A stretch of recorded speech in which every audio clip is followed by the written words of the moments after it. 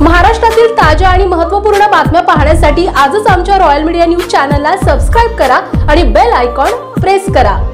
एळकोट एळकोट जय मल्हारच्या गजरात खोबरं भंडाऱ्याची उधळण करीत धाराशिव जिल्ह्यातील नळदुर्ग येथील मैलारपूरच्या श्री खंडेरायाच्या भाविकांनी नूतन वर्षाच्या पूर्वसंध्येला मनोभावे दर्शन घेतले।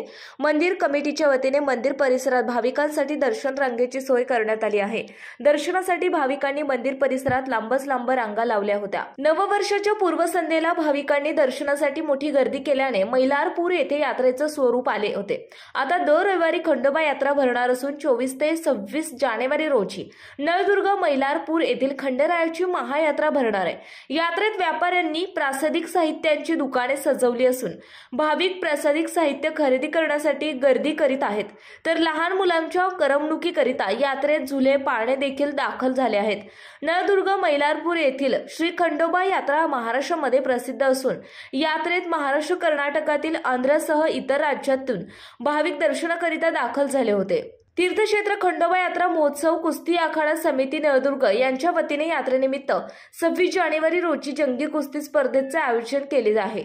याची जय्यत तयारी देखील करण्यात येत आहे। आतापर्यंत या कुस्ती आखाड्यामध्ये महाराष्ट्र केसरी कुस्ती पैलवान आणि नॅशनल चॅम्पियन महिलांच्या कुस्त्यांचीही दंगल भरवण्यात आली होती। यावर्षी देखील नळदुर्ग मैलारपूर कुस्ती आखाडा समितीच्या वतीने जंगी कुस्त्यांचा फड रंगणार आहे, तरी कुस्ती शौकीनाने याचा लाभ घ्यावा असं आवाहन कुस्ती आखाडा समितीचे अध्यक्ष रणजितसिंह ठाकूर, कार्याध्यक्ष विनायक बंडू पुदाले, अनिल पुदाले यांनी केले आहे।